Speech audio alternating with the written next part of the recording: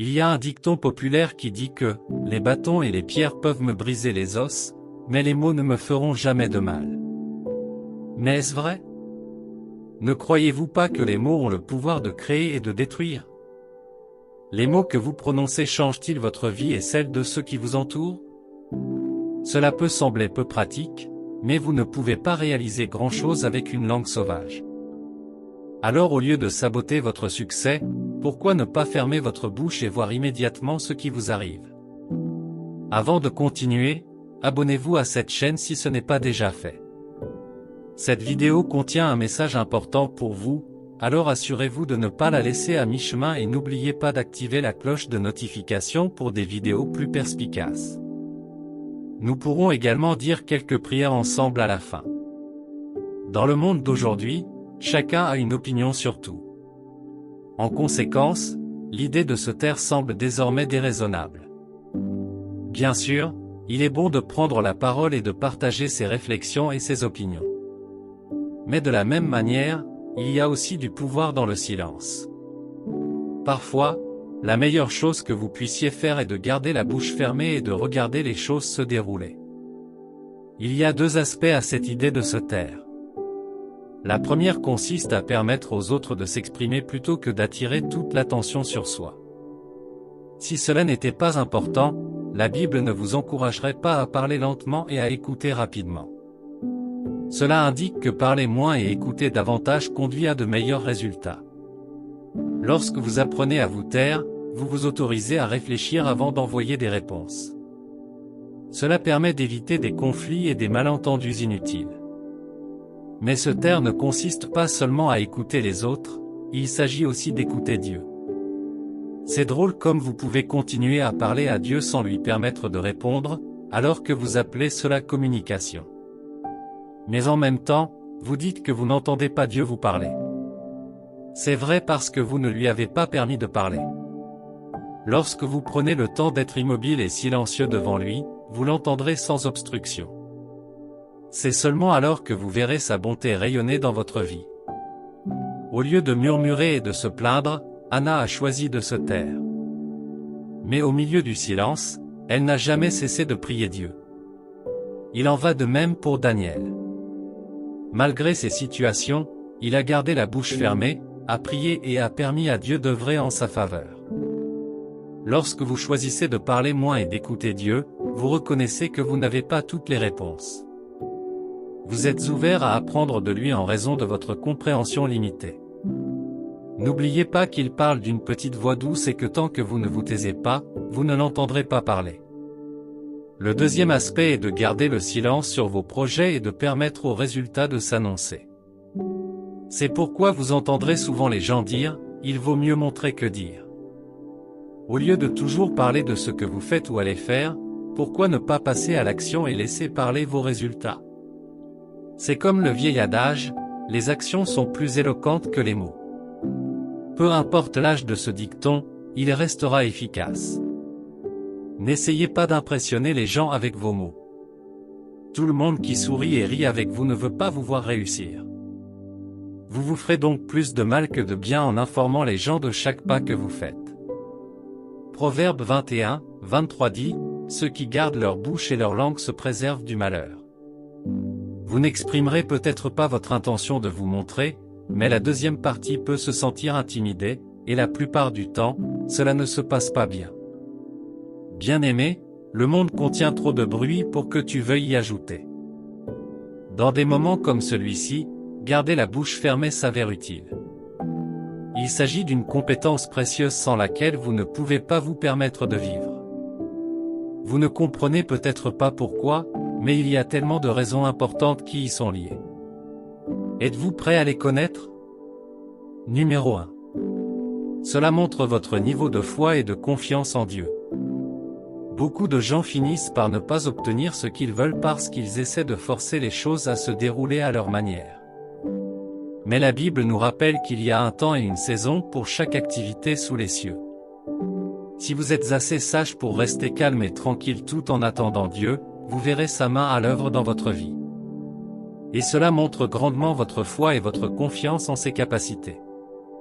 Cela prouve également que vous êtes soumis à sa sagesse et à sa direction divine. Le fait qu'il ait déjà ordonné votre avenir est une raison suffisante pour lui permettre de travailler à son rythme. Cela vous apprendra à développer la patience nécessaire pour supporter les défis qui se présenteront à vous. Numéro 2. Cela aide à éviter des conflits inutiles. En tant que chrétien, vous êtes censé faire attention à vos paroles et les examiner avant de parler. Vous devez également faire preuve de maîtrise de soi lorsque vous vous exprimez. Avant de parler, pesez les conséquences possibles qui pourraient résulter de vos propos.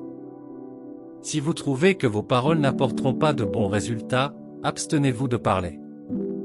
Proverbe 17, 27 à 28 dit, « Celui qui sait parle avec modération, et celui qui a de l'intelligence est d'humeur égale. » Même les insensés sont considérés comme sages s'ils se taisent et savent s'ils tiennent leur langue. Si vous observez, vous verrez que 95% des gens qui parlent beaucoup bavardent. Ce calibre de personnes pose des problèmes partout où ils se trouvent. Pourquoi? Parce qu'ils parlent sans réfléchir. Garder la bouche fermée vous aide à résister à la tentation de bavarder ou de dire du mal des autres. De cette façon, vous serez moins susceptible de vous lancer dans des disputes inutiles et vous éviterez le stress de vous retrouver pris dans des malentendus insignifiants. Pourquoi ne pas laisser Dieu prendre les choses en main au lieu d'essayer de gérer les problèmes à votre manière? Posez votre épée et demandez à Dieu la meilleure façon d'aborder la situation sur le terrain. Vous serez surpris de voir à quel point tout cela vous est favorable. Numéro 3. Les gens peuvent utiliser vos paroles pour vous faire du mal. Jérémie 17, 9 dit, « Le cœur est trompeur par-dessus tout et incurable. Qui peut le comprendre ?» Ce verset montre clairement que la nature humaine de l'homme conserve le besoin de blesser les autres. Comme nous l'avons dit plus tôt, tous ceux qui sourient avec vous ne servent pas vraiment votre intérêt. Il y a des gens qui ne veulent pas vous voir réussir, et à cause de votre incapacité à garder la bouche fermée, vous finissez par vous vendre à vos ennemis. Vous n'avez besoin de personne pour vous aider à suivre vos progrès. Les personnes qui annoncent chacun de leurs pas au monde ont du mal à passer au niveau supérieur. Certains n'ont pas de chance et n'atteignent jamais le niveau qu'ils souhaitent. Le fait que vous ayez bon cœur et que vous souhaitiez bonne chance aux autres ne signifie pas que tout le monde est comme vous. Annoncer vos projets peut attiser la jalousie et l'envie dans le cœur des gens à votre rencontre, surtout lorsque ces mêmes personnes n'ont pas accompli la moitié de ce que vous avez accompli. Certains peuvent même aller jusqu'à planifier votre chute par des moyens maléfiques ou vous donner de terribles conseils qui détruiront tout ce que vous avez construit. Jetez un œil à Joseph, par exemple. Chaque fois que Dieu lui révélait quelque chose sur son avenir, il le partageait avec ses frères par enthousiasme. Il a manqué de discrétion à ce moment-là, et on ne peut pas lui en vouloir. Il sentait qu'ils étaient sa famille, après tout. Mais ses frères, en revanche, voyaient les choses différemment. Les rêves constants de Joseph éveillaient la jalousie et l'envie dans leur cœur à son encontre. Cela les a amenés à le détester encore plus. Joseph avait des intentions pures, mais ses frères le détestaient parce qu'il ne pouvait pas fermer la bouche. La meilleure chose que vous puissiez faire pour vous-même est de faire preuve de discrétion dans toutes vos affaires. Apprenez à vous taire et laissez votre succès parler de lui-même. Quand vous faites cela, vous enlevez aux gens le pouvoir de vous faire du mal. La plupart du temps, les gens n'ont même pas besoin des informations que vous leur diffusez. Mais à cause de l'ignorance, vous continuez à parler. Numéro 4. Vous êtes mieux en mesure de vous concentrer sur ce qui est important. Lorsque vous parlez trop, il est facile de vous laisser distraire et de perdre votre concentration sur ce qui est important. Mais quand on se tait, les idées circulent mieux. Cela vous donne l'occasion de réfléchir, de prier et d'écouter la voix de Dieu. Et vous pouvez utiliser votre temps et votre énergie pour vous concentrer sur vos objectifs et vos rêves. Cela vous rapprochera du succès. Imaginez que votre vie est comme un courant d'eau. Lorsque votre bouche bouge constamment, c'est comme s'il y avait un tas de roches et de débris dans le ruisseau. En conséquence, l'eau ne peut pas s'écouler librement et tout se mélange. Mais quand vous êtes calme, c'est comme si le ruisseau était clair et calme. L'eau peut couler sans interruption et atteindra sa destination sans aucun problème. Lorsque vous gardez la bouche fermée, vous pouvez laisser les plans de Dieu pour votre vie se dérouler librement. Mais les mots inutiles que vous continuez à prononcer vous volent votre temps et vous laissent peu ou pas de temps pour faire ce qui est nécessaire. Il n'est pas étonnant que les personnes qui réussissent ne s'engagent pas dans des conversations inutiles. Pour eux, c'est plutôt une perte de temps. Vous pouvez également consacrer votre temps et votre énergie à réaliser vos rêves et vos objectifs. Choisissez d'être comme Jésus, qui savait parler et garder le silence. De cette façon, vous aurez un grand succès. Numéro 5. Cela aide à garder la négativité hors de votre vie. Quand vous parlez tout le temps, vous êtes comme un verre rempli à ras-bord d'eau sale. Mais dès que vous choisissez de garder le silence, il est plus facile d'éviter les pensées et émotions négatives et toxiques, et vous les rendez impuissantes contre vous. C'est plutôt comme vider le verre et laisser Dieu le remplir d'eau fraîche. C'est de l'abondance de ton cœur que ta bouche parle. Mais plus vous videz votre esprit et votre cœur de toute négativité, plus vous avez de place pour que Dieu vous remplisse de son amour et de sa paix. D'une certaine manière, vous êtes purifié et renouvelé par votre silence. Et ce processus peut mener à une vie pleine de joie et de but. Chers croyants, voici quelques raisons pour lesquelles vous devez apprendre à vous taire. C'est maintenant à vous de mettre ces connaissances en pratique et d'apprécier le résultat. Ou choisissez de continuer à vous engager dans des conversations inutiles et d'en subir les conséquences. Proverbe 10, 19 à 21 dit, « Le péché ne se termine pas par la multiplication des paroles, mais les prudents retiennent leur langue. La langue du juste est de l'argent de choix, mais le cœur des méchants est de peu de valeur. Les lèvres du juste nourrissent beaucoup, mais les insensés meurent faute de sens. » Alors la prochaine fois que vous vous retrouverez dans une situation où vous ressentez le besoin de vous exprimer, réfléchissez avant de réagir. N'oubliez pas qu'il est plus facile de se taire que de parler inutilement. Mais la question est, comment pouvez-vous faire cela? Est-il réellement possible de garder la bouche fermée? Bien sûr, c'est le cas, mais vous devez être prêt à faire le sacrifice. Voici comment procéder. Premièrement, demandez conseil à Dieu. On dit souvent que pour chaque action, il doit y avoir une réaction. Néanmoins, il y a des moments où la meilleure réaction à donner est le silence. Mais comment savoir quand parler et quand se taire?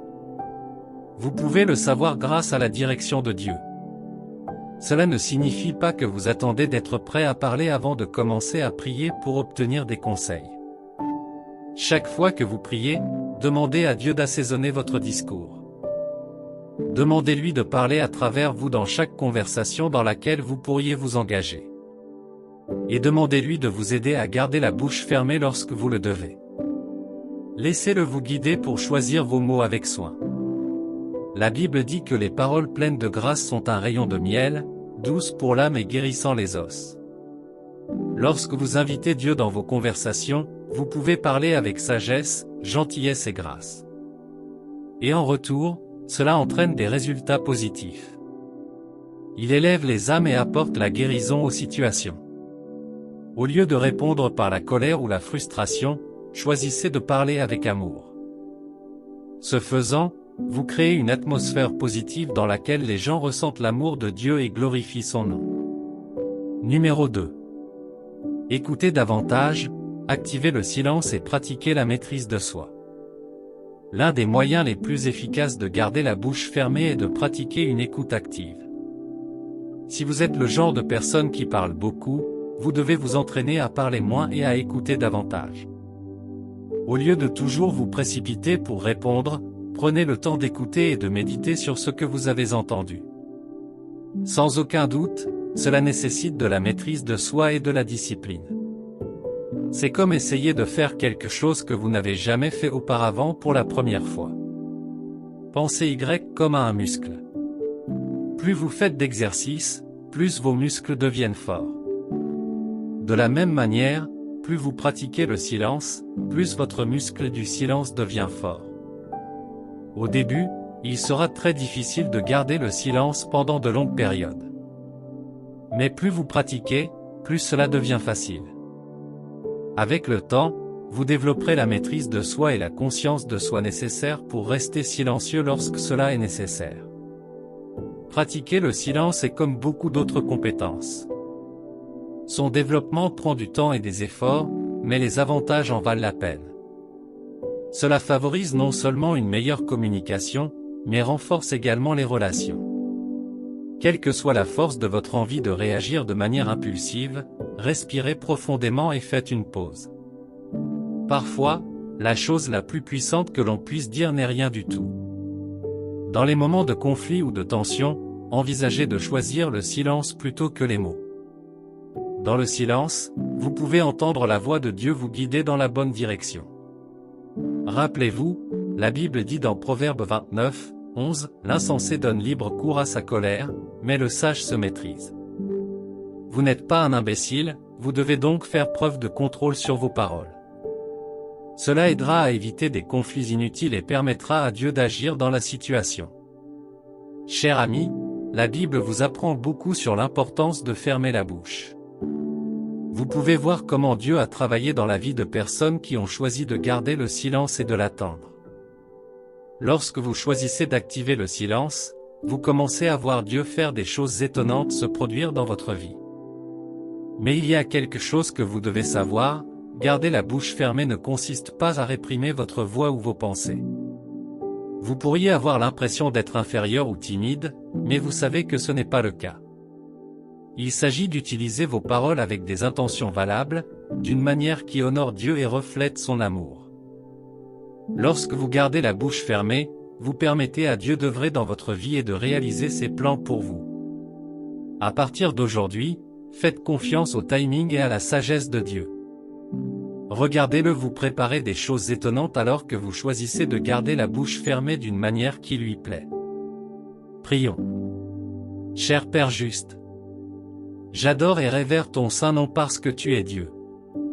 Merci d'être Seigneur de ma vie et de m'avoir jugé digne d'être parmi les vivants malgré mes défauts. Je suis reconnaissant pour ta grâce incroyable sur ma vie et ma famille. Merci pour la protection divine et la sagesse nécessaire pour relever les différents défis de la vie. Je suis éternellement reconnaissant et j'élève ton nom pour toujours. Pour chaque péché que j'ai commis et pour les choses que je n'ai pas faites, aie pitié de moi. Crée en moi un cœur pur pour faire ta volonté à tout moment. Aide-moi à ne plus manquer de ta gloire. Merci, Père miséricordieux, pour ton pardon. Seigneur, je sais que tu peux faire bien plus que ce que je pourrais demander ou imaginer. Vous êtes un Dieu de miracles et de percées. Aide-moi à t'abandonner ma volonté et mes désirs, sachant que tu as mon meilleur intérêt à cœur. Je prie pour que tu me remplisses de ton esprit de patience et de maîtrise de soi pour que je ne parle que lorsque tu me le permets. Si une conversation ne donne pas de résultats significatifs, aidez-moi à ne pas m'engager, même s'il est difficile de résister à l'envie de me défendre dans certaines situations. S'il vous plaît, aidez-moi à canaliser mon énergie vers de meilleures choses qui m'apporteront le succès. Je sais que tu es fidèle pour accomplir tes promesses. S'il vous plaît, montrez-vous puissant en mon nom. J'ai confiance en ta souveraineté et je sais que tout est possible avec toi.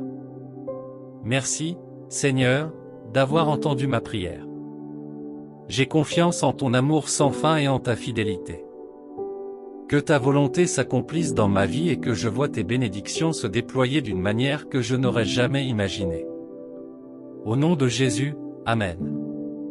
Si cette vidéo vous bénit, appuyez sur le bouton j'aime, commentez et abonnez-vous à cette chaîne. Que Dieu te bénisse.